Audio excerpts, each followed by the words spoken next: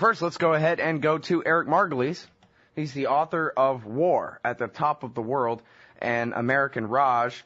And right now he's on the phone from Paris, France. How's it going, Eric? It's just fine, Scott. We're French are rioting. Everybody's in a big uproar here, but Paris is still beautiful. Oh, well, that's good. I'm glad to know somebody's rioting about something. I don't know. Americans never riot when I think they ought to be rioting, you know? Well, that's right. Well, the French have a tradition of street theater and taking politics to the street, and all the left-wing unions are on the warpath here against President Sarkozy and his right-wing coalition. And things have been very tense here with the cutoffs of fuel supplies, cancellations of flights, trains, buses, the metro in Paris. We don't know which way things are going to go right now. They could get ugly or things could sort of die down.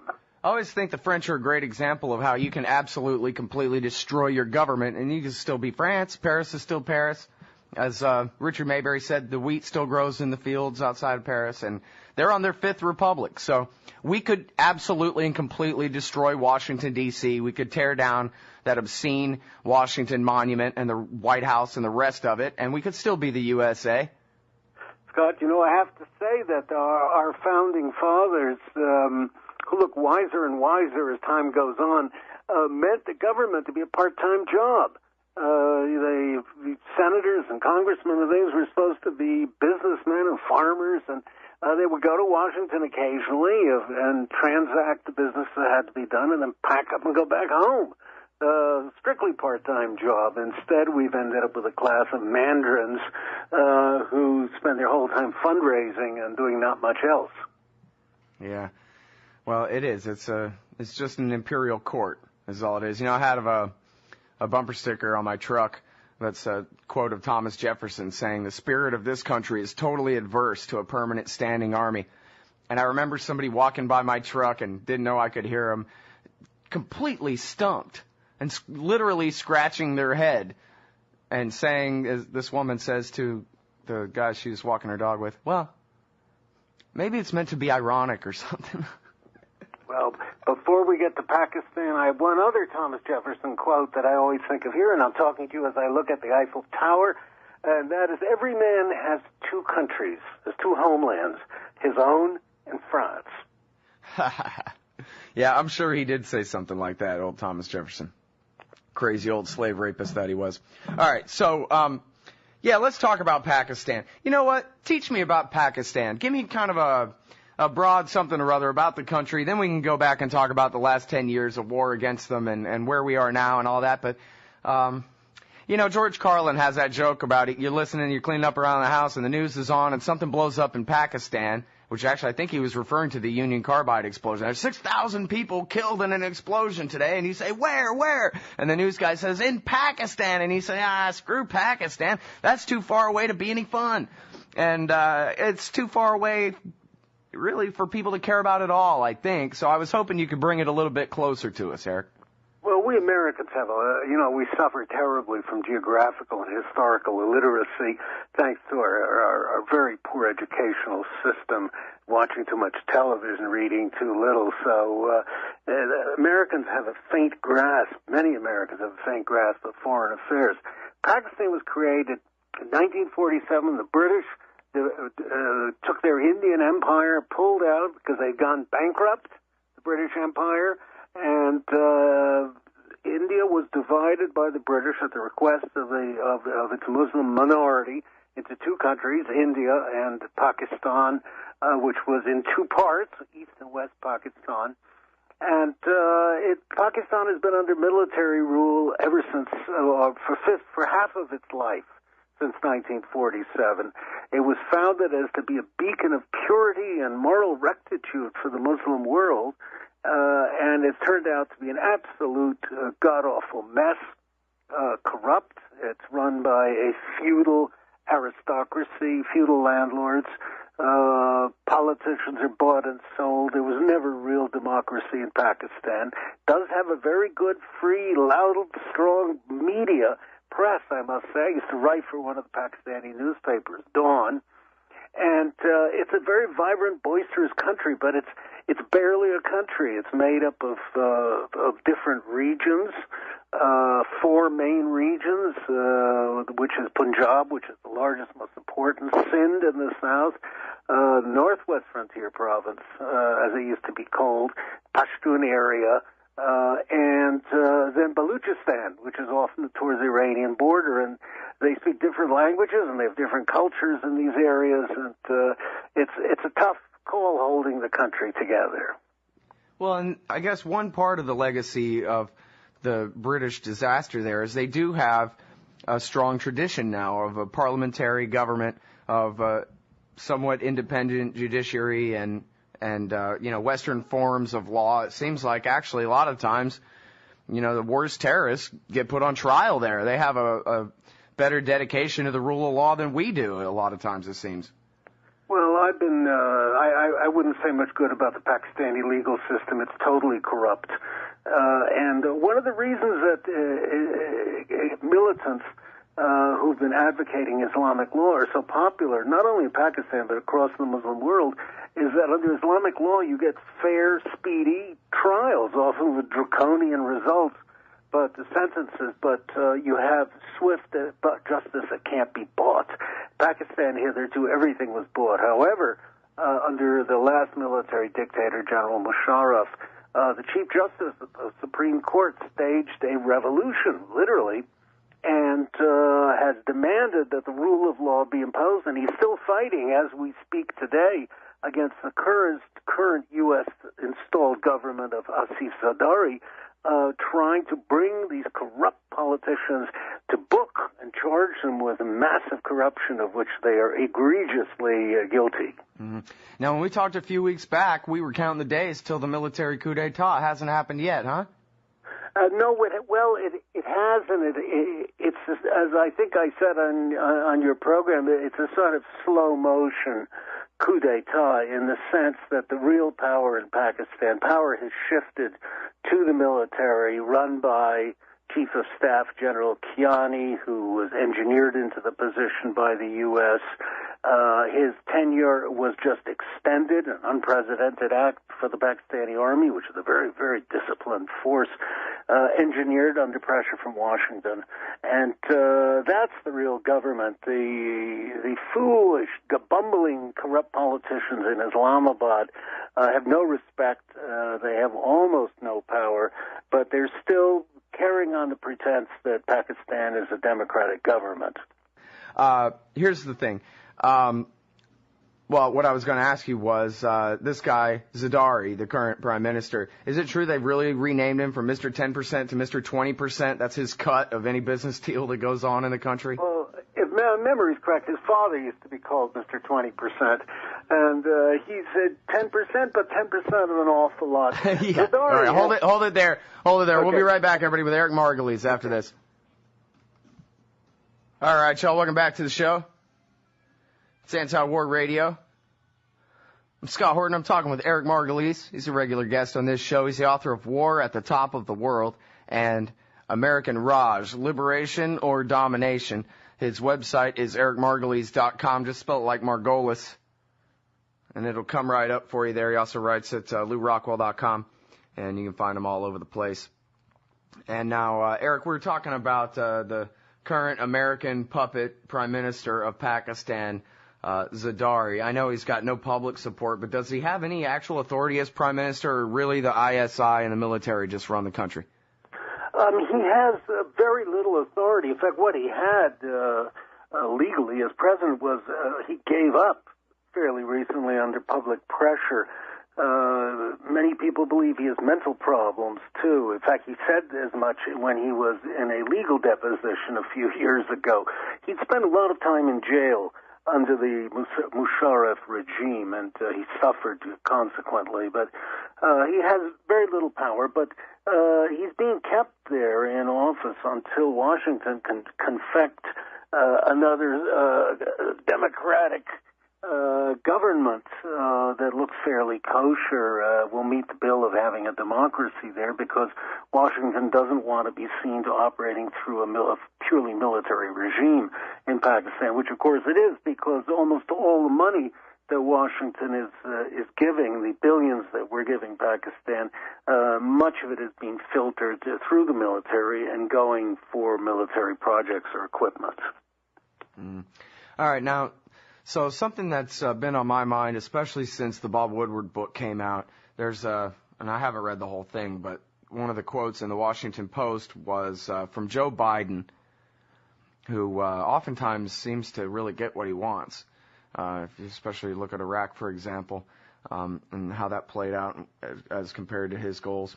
And anyway, he says, forget the counterinsurgency doctrine. Everybody knows that that's stupid.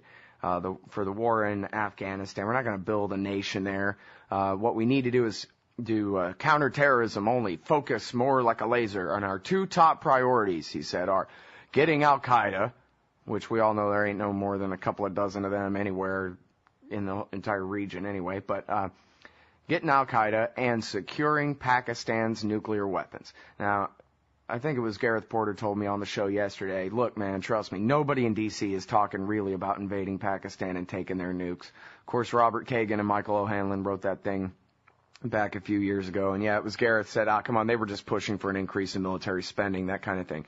But I think about some of the things I've learned from you, such as you mentioned in the first segment here that Pakistan, in many ways, is really four separate nations. They're held together by a single military. And I guess you've told me before that the military there is really cohesive, and it would take a hell of some kind of catastrophe for there to really be a break in the military and a fight over who controls the nukes or something like that. But, you know, part of me figures even if that isn't really the policy to destabilize Pakistan so badly that it creates the excuse to go ahead and invade and try to seize those nukes, it seems to me like we're on that path anyway.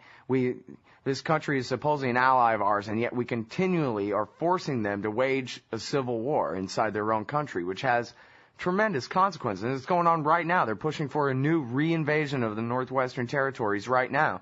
And I just wonder whether at some point we're going to end up with Barack Obama becoming a great president after all, meaning draft everybody and finally make everyone contribute to the war effort because he gets us into one so big over there.